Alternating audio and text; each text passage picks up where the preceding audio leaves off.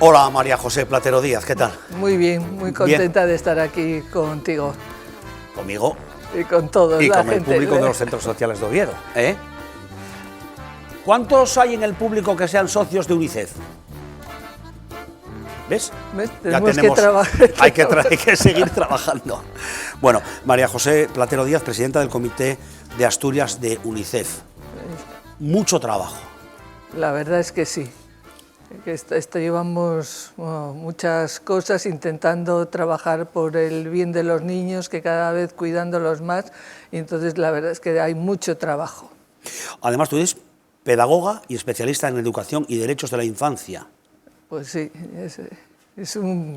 era mi trabajo, entonces bueno, pues ahora haciendo lo que se puede por todos los niños, tanto de Asturias como del mundo. ¿Cómo llegaste a UNICEF, María José? Pues un poco por casualidad. Volví a Castropol, que yo vivía en Oviedo. Yo quería hacer algo, pero no sabía muy bien por dónde encauzarlo. Y entonces el Hospital de Jarrio era Hospital Amigos de la Infancia. Era una época en que estaba José Luis Martínez de presidente de Asturias, de UNICEF, y se abrían muchas oficinas, querían ir abriendo oficinas por toda Asturias. Entonces contactaron conmigo y dije, vale, no sabía lo que había que hacer, pero desde ahí ya me quedé enganchada totalmente a UNICEF. Oye, el Fondo de las Naciones Unidas para la Infancia significa implicación y llega a ser casi obsesivo. Hombre, no obsesivo, pero sí que ves todo lo que hay que hacer, ves todas las cosas que pasan a los niños del mundo y entonces todo lo que haces te parece poco y intentas pues bueno, ir concienciando a la gente, que cada vez haya más socios, entonces bueno, que trabajar mucho por todos los niños. Y cuando vas conociendo, porque a veces bueno, pues vemos las noticias, cerramos los ojos, no queremos implicarnos, pero cuando te vas metiendo y vas viendo todo lo que hay, pues ves que todo lo que hagamos es poco, pero todo contribuye. Todo suma. Todo suma. ¿Hay algún país especialmente que tenga una especial sensibilidad o que trabaje de una manera más eficiente por los niños, más que otros, o alguno que podemos decir que sea el tope, el que lo haga bien, el ejemplo a seguir? No, a ver, UNICEF está en 190 países de todo el mundo, hay oficinas, se van haciendo muchas cosas, gracias al trabajo de todos, a los socios, a todo el dinero con el que se va contribuyendo, se van haciendo muchas cosas, queda todavía mucho por hacer y por eso sí que me gustaría que, bueno, que la gente se vaya concienciando, se vayan haciendo socios, vayan ayudando, porque queda mucho por hacer. Además de ser socio, ¿qué más se puede hacer? Se pueden hacer bueno, donaciones esporádicas, no tienen voluntarios. Por qué voluntarios, a ver, nosotros no tenemos un trabajo para voluntarios, porque antes hacían más actos sociales, ahora no, pero sí que contribuyendo bueno, económicamente es una buena forma y no tiene que ser una forma continua tampoco. ¿Trabajáis durante el año por campañas o hacéis una programación general o también lo que vaya surgiendo, incluso gente que os aporte alguna idea? Pues un poco de todo, ¿no? Tenemos una programación general, hacemos una programación anual, después esto también va dentro de una programación de 4 años y luego según va surgiendo las campañas, ¿no?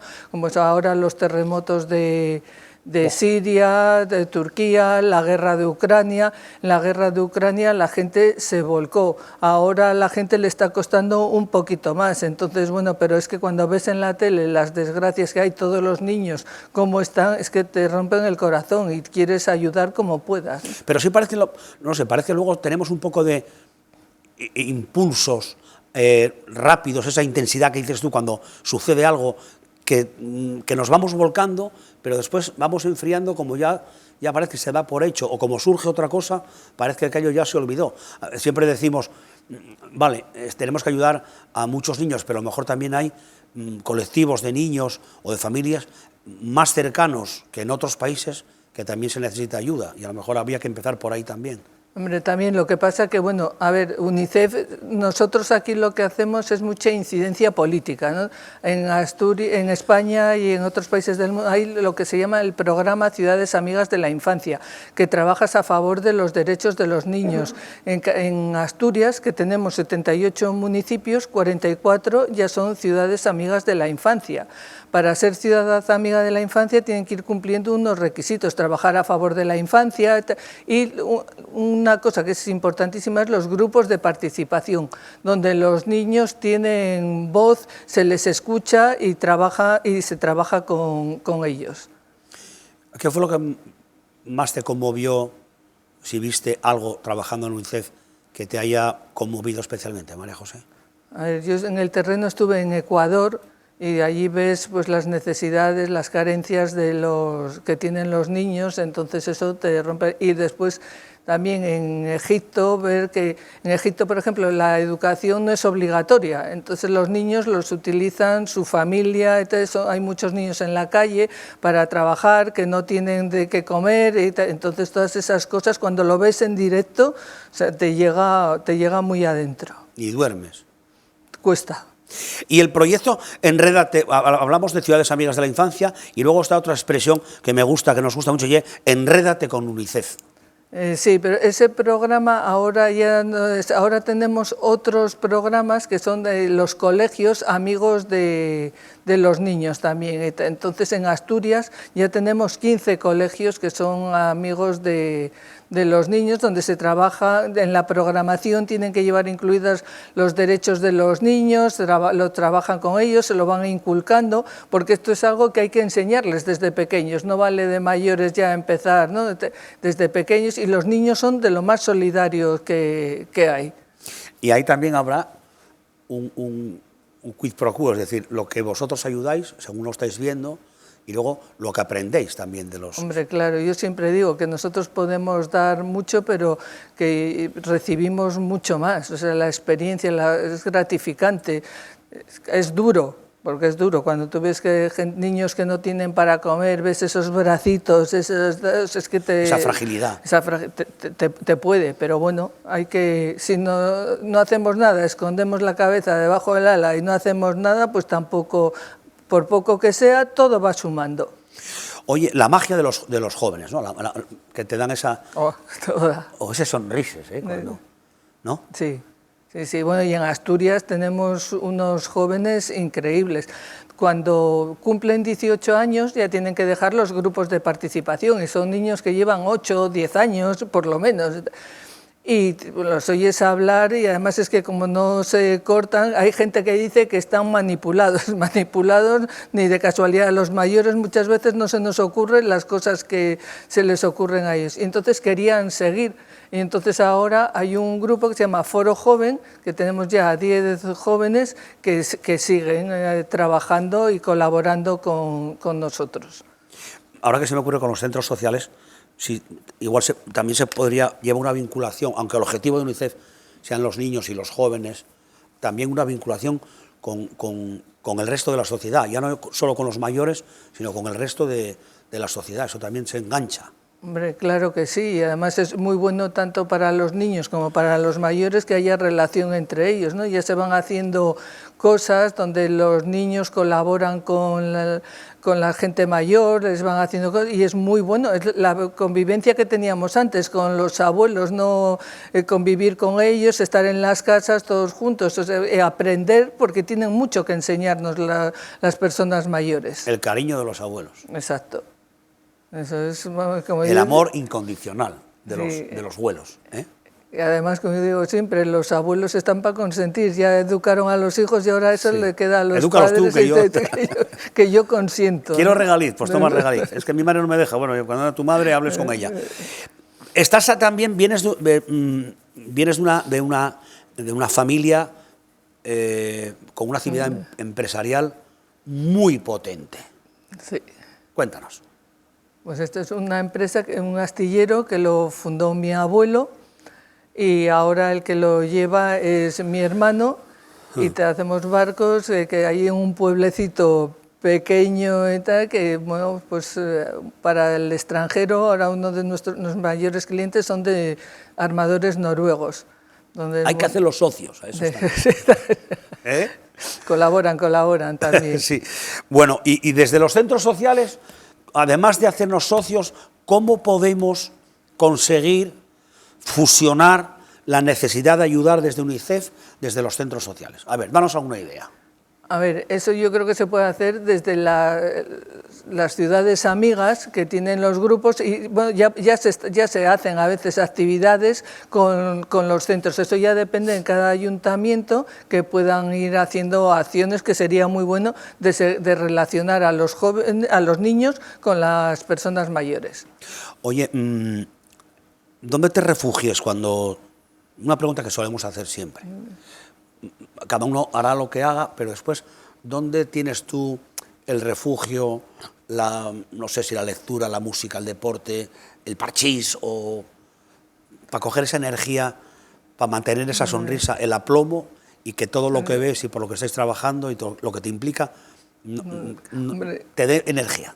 Yo es que vivo como en el paraíso, que es Castropol, que es una zona muy tranquila. Además, yo vivo en el campo. Yo viví 20 años en Oviedo, y me gusta vivir en Oviedo, pero yo prefiero lo que es ya ni de pueblo, de campo. O sea, la casa que era de mis bisabuelos, ahí nací, viví con mis padres, hasta que ya nos vinimos primero a vivir 3 años a Gijón, y después ya cuando nos fuimos a estudiar, mi hermano se fue a Madrid, yo me vine a Oviedo, y entonces ahora yo allí estoy encantada de la vida.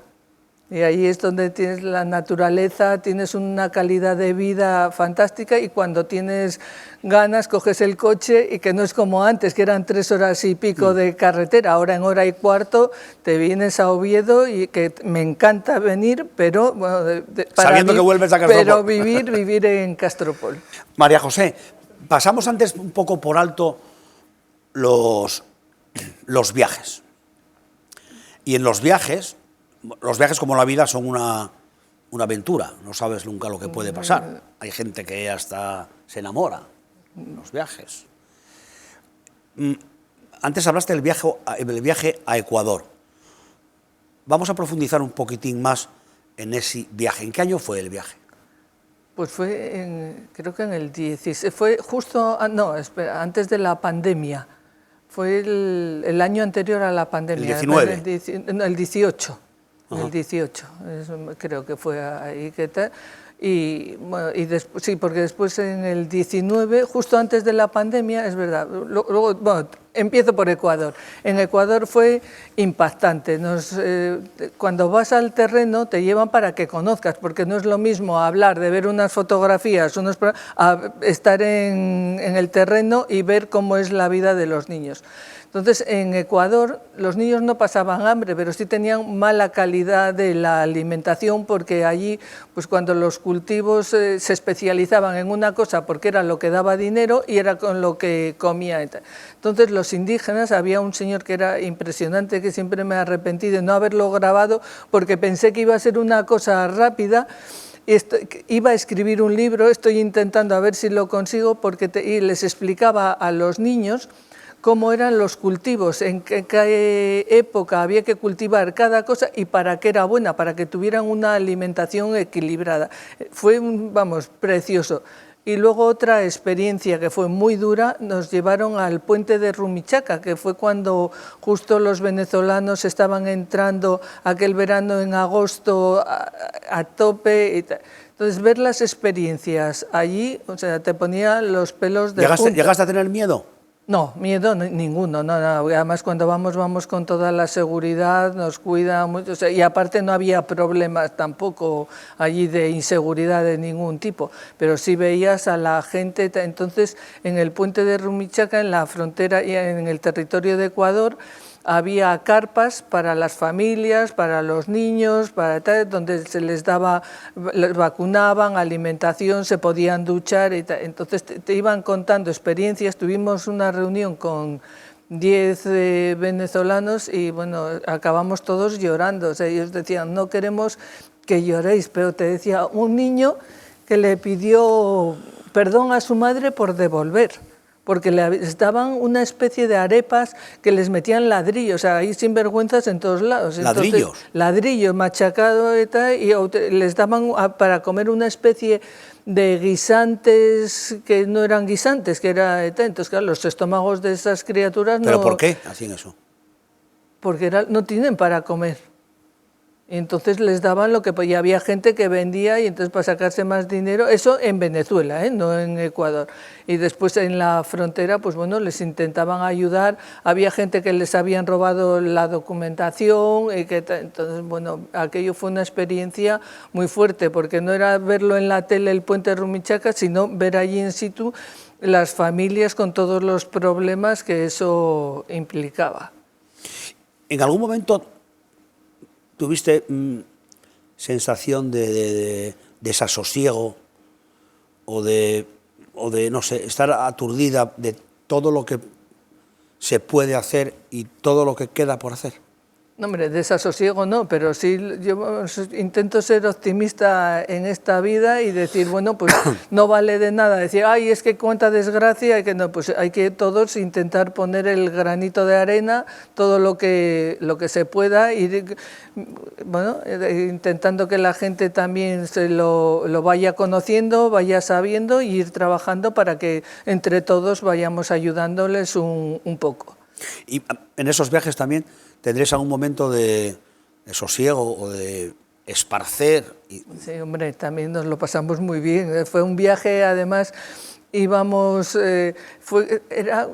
ya para empezar, empezamos riéndonos, porque estábamos en Barajas, porque íbamos a coger el avión con tiempo, y teníamos y de repente dicen, el avión no salía porque había habido una tormenta muy fuerte en América, entonces los aviones se tenían que desviar, entonces ya empiezas... Hicimos muy buen ambiente con el grupo, ningún problema, y de hecho hoy todavía seguimos whatsappeándonos de vez en cuando. ¿Cómo estáis? La verdad que lo pasas bien también, ¿no? O sea, ¿cuántos ibais en el grupo? Éramos 7. 7. ¿Y qué perfiles ibais? No, íbamos 2 presidentes, otro presidente y yo, y después técnicos que trabajan otros que eran voluntarios de juntas, y una tesorera de una junta, otra la secretaria. Nos mezclan un poco también para que nos vayamos conociendo entre nosotros. ¿Qué proyecto tienes o qué vertiente tienes pendiente que te gustaría dejar resuelta ya? Hombre, que la gente se acabara de enterar de lo que son ciudades amigas de la infancia, porque en Asturias estamos en cabeza de toda España, o sea, es donde empezamos porque con el anterior presidente a mí vio el valor de este programa, junto con Carlos Becedón y con Pablo lo trabajaron mucho, entonces, bueno, tenemos unas bases muy buenas, entonces y la gente vive en ciudades amigas de la infancia, que hay 44, y todavía tú preguntas a mucha gente qué es una ciudad amiga de la infancia, o vives en una ciudad amiga de la infancia y no lo saben. Y luego llegar a todos los niños de Asturias, por muy pequeñitos que sean los sitios donde viven, que sean todos ciudades amigas de la infancia. ¿Qué hay una ciudad amiga de la infancia? Pues en una ciudad lo que trabajan por los niños para que estén bien, y los escuchan y les hacen caso. Mira, tengo varias anécdotas, pero son buenas, de que había en el occidente, en Vegadeo, había una chica que vivía en un pueblito muy pequeño, y dice, es que la gente no sabe a qué podemos dedicarnos de mayores para trabajar en nuestra comarca, y entonces hicieron un estudio de todas las empresas, a todo lo que se podían dedicar, porque ella decía, yo no quiero marcharme a trabajar fuera de mi pueblo. Entonces, en el instituto hicieron un trabajo para saber a qué se podían dedicar, y muchos niños no sabían ni las empresas ni lo que podían hacer. Entonces, eso es una de las cosas que hacen. En Candamo también, gracias a los niños, un parque que tenían que estaba mal, los niños empezaron a arreglarlo, y luego toda la gente les ayudó a terminar y a hacer bien y cosas así. ¿Y qué profesiones salieron allí? Agricultura, ganadería, ganadería, bueno, después pesca. La pesca... Astillero, no pongas un astillero porque ya tenemos. No, astillero, no bueno, seas también emprendedor, sí, chavalín. No. Y entonces, bueno, pues se van haciendo cosas de lo que se podía hacer por allí que ellos no sabían. Hay carpinterías, tal, bueno, pues cosas... Armador de Ribera. Armador de Ribera. Pues en los centros sociales de Oviedo, además de actividades, mira, que te voy a decir, por si algún día vienes, mira, taller de cortometrajes, arreglos florales, alfabetización, micología, tai chi, bisutería, teatro, paseos, bailes latinos, bailes en la calle, tenemos de todo, pero en el programa tenemos una recetina en cada programa, en cada capítulo. Y hoy va a ser la despedida de la primera temporada de Tú sí que sabes. A los que nos veis, a los que nos seguís, a los que participasteis y estáis participando en el concurso, gracias. A los invitados, que hoy representa a María José Platero, gracias. Gracias. Y al equipo, gracias. Seguimos, vamos a por la receta.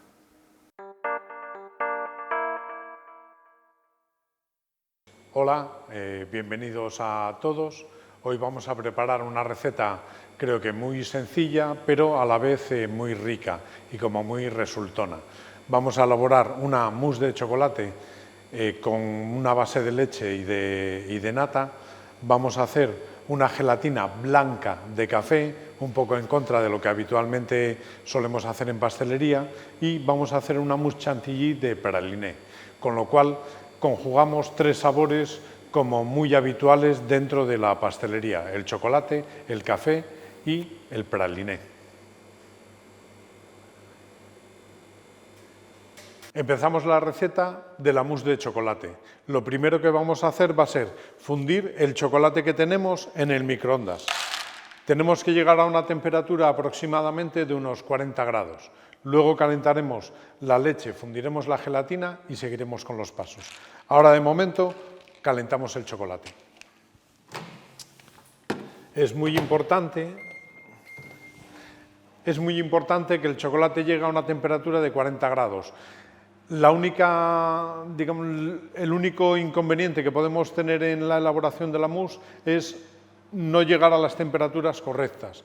Parece que se nos puede bloquear y entonces no quedaría una mousse lisa, elástica y suave en boca. Pero creo que lo vamos a conseguir teniendo en cuenta 3-4 pasos muy sencillos. El primero es la temperatura del chocolate. Vamos allá. Mirad, se empieza a derretir ahora, le vamos a dar un poquito más. Si no conseguimos llegar a la temperatura, lo que ocurre es que la manteca de cacao se nos bloquea al estar la nata muy fría, o el chocolate excesivamente caliente nos fundiría la nata. Pero tenemos aquí un termómetro para comprobarlo todo, ¿vale? Vamos a ello.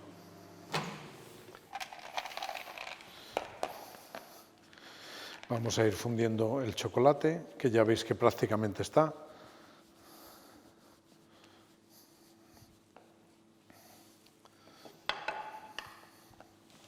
Y vamos a comprobar la temperatura en un minuto. Ya veis que le he puesto como 1 minuto y medio aproximadamente. Lo tenemos muy rápidamente. No es una cantidad muy grande y conseguiremos que llegue a temperatura fácil. Vamos a medir la temperatura de nuestro chocolate. Y vale, lo tenemos ya. Por encima de 40 grados sin problema. Lo tenemos un poquito por encima de 40 grados, pero como vamos a calentar la siguiente elaboración, nos va a ir atemperando sin ningún tipo de problema. El siguiente paso es calentar la leche. Vamos a fundir la gelatina para que nos dé consistencia a toda la mousse. Lo que hacemos es volver a calentar en microondas.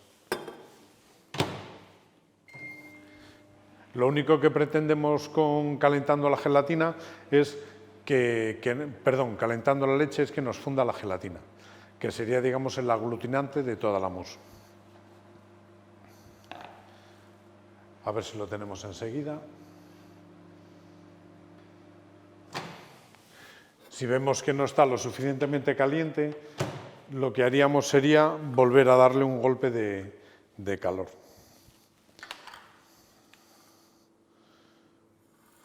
pero mirar, está por encima de 30 grados, lo vamos a tener sin ningún tipo de problema.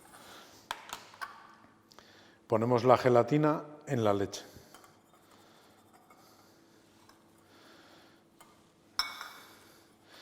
Y la fundimos.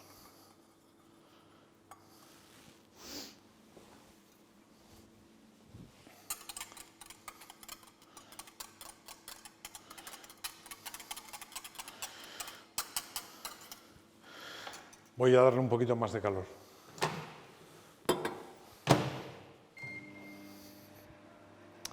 Y empezaremos a emulsionar esta leche con la gelatina con el chocolate.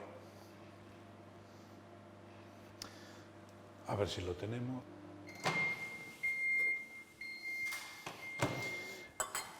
La tenemos perfectamente disuelta ya. ¿Lo veis? Está perfectamente disuelta. Ahora vamos a proceder a emulsionar el chocolate con la leche caliente.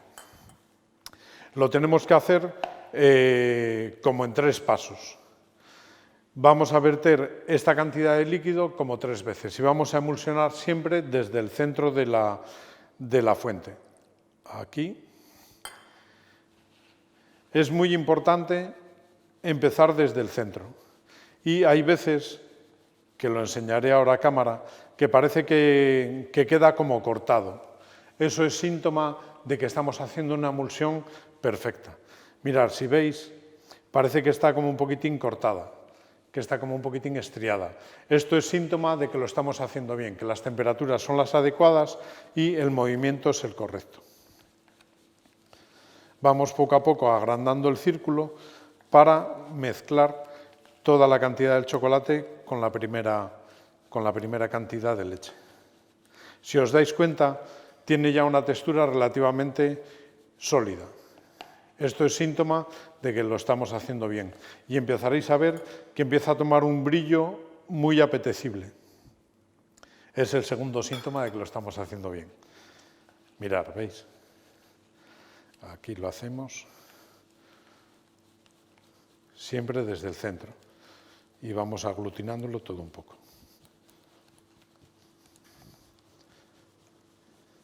Y si os dais cuenta, va cogiendo brillo y es porque la manteca de cacao va empezando a actuar. ¿Veis cómo va quedando? Queda muy elástica y brillante. Y ahora solo nos queda añadir la última parte de nuestra leche para acabar de homogeneizar toda la mezcla. Aquí lo tenemos. ¿Veis cómo va quedando relativamente brillante? Siempre desde el centro.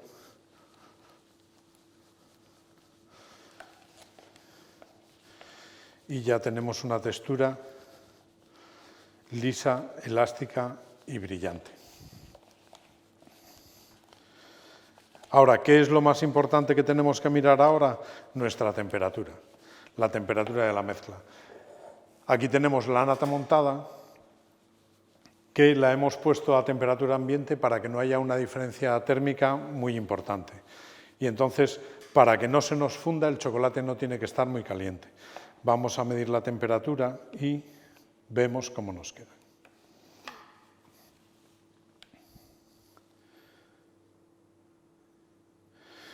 Bueno, aquí en superficie tenemos 27 grados. La temperatura ideal es por debajo de 30, con lo cual podemos empezar a mezclar la nata sin problema.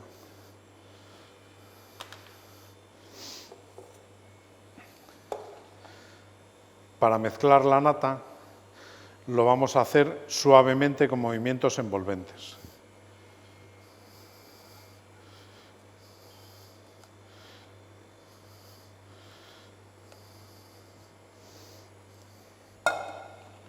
Mirad, aquí tenemos la nata y la vamos a incorporar suavemente. Esta mousse nos va a quedar relativamente líquida, porque no queremos que se nos cuaje aquí, queremos que se nos cuaje en el vaso que vamos a hacer la presentación. Veis, con movimientos suaves para no quitarle el aire a la nata, lo que vamos a hacer es conseguir una textura homogénea, mezclar bien el chocolate y con esto nuestra mousse estaría finalizada. ¿Veis que la textura de la mousse es relativamente líquida? Lo que buscamos es que nos quede fluida para poder echarla a través del pistón y que nos cuaje en el vaso y no en el recipiente. Pues vamos a ello. Tampoco tenemos que mover más de lo necesario. En el momento que la tenemos, la mousse está. Vamos a echarla. Vamos a echarla aquí.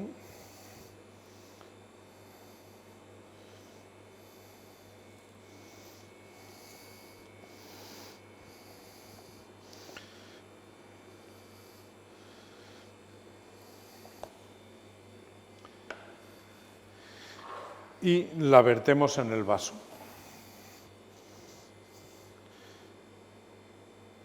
¿Veis cómo fluye? Así queda como todo mucho más limpio y la mousse nos cuajará, como decía antes, en el vaso. Vamos a echar un poquito más.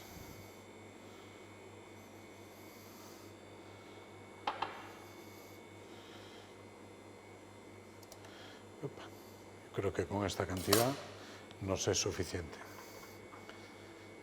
Una vez que tenemos la mousse en nuestro vaso, lo que vamos a hacer es meterlo en refrigeración para que nos cuaje perfectamente. Vamos a ello.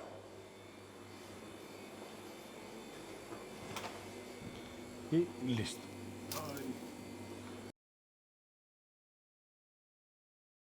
El segundo paso de la receta es hacer la gelatina de café, blanca.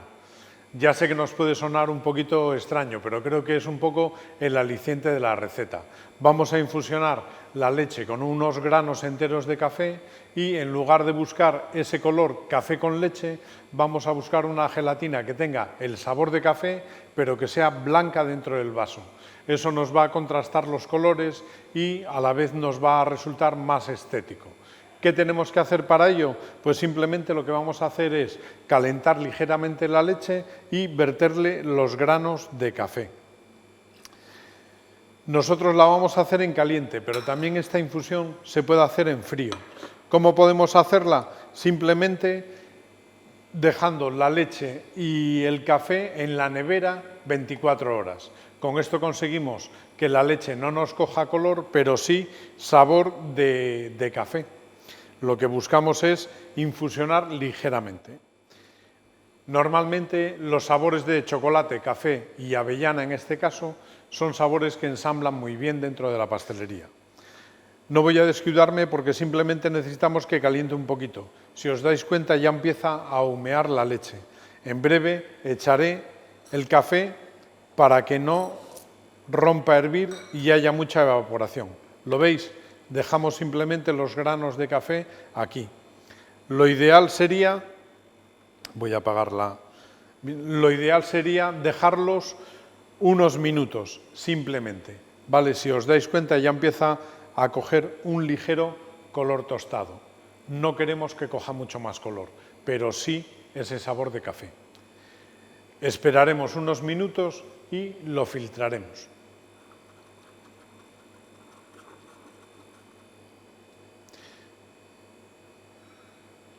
Bueno, creo que ya lo tenemos. Vamos a proceder a filtrarlo.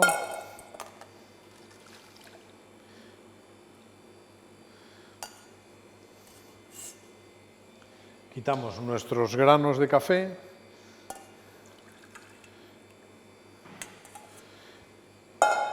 Y ahora lo que vamos a hacer va a ser añadir el agar-agar para que gelatinice. Si os dais cuenta, el color es ligeramente tostado, pero seguimos teniendo un color blanco predominante. Lo que hacemos es vertemos el agar-agar de golpe sobre la leche infusionada caliente. Mezclamos un poquito.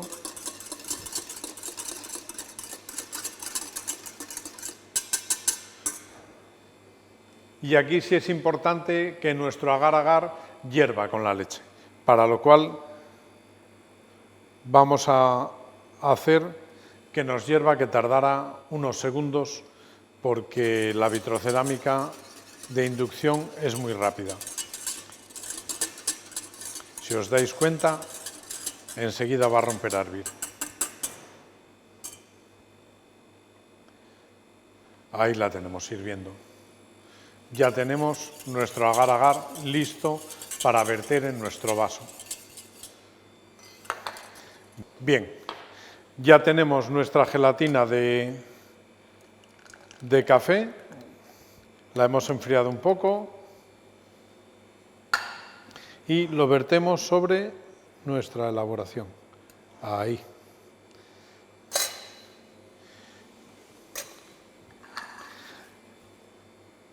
Y esto lo vamos a guardar también en la nevera. Lo voy a guardar aquí.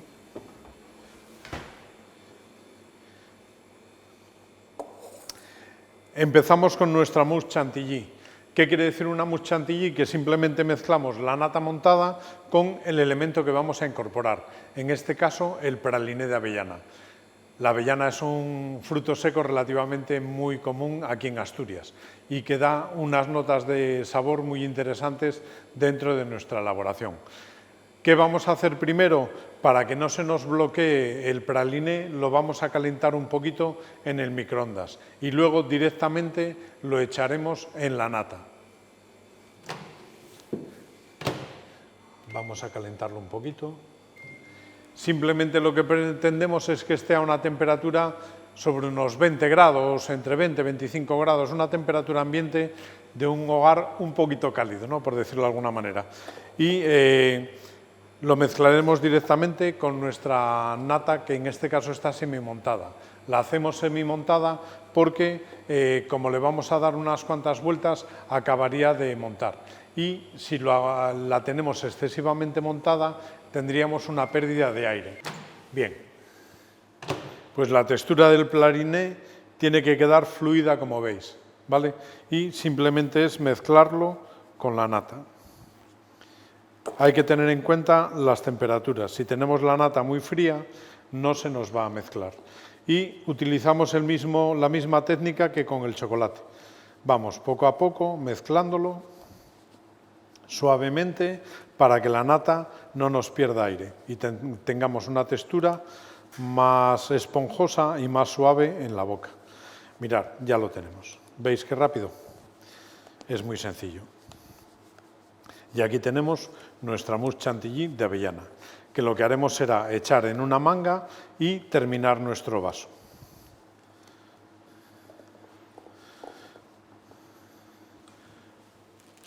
Aquí tenemos nuestra manga y vertemos en nuestro vaso.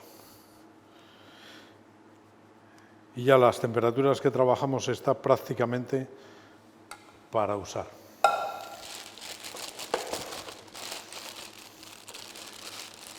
Bien, voy a esperar un minuto, voy a por el vaso y terminamos el vaso. Bueno, pues tenemos aquí nuestra manga con la mousse y vamos a terminar el vaso. Le vamos a poner un poquito de mousse. Ahí. Y para terminarlo le vamos a poner unas pequeñas virutas de chocolate. Nosotros atemperamos el chocolate para conseguir las formas que queremos, pero podemos con el rallador en casa o con las pepitas que se encuentran en los supermercados poder decorarlo sin ningún tipo de problema. Mirad, yo le voy a poner unas virutas de chocolate.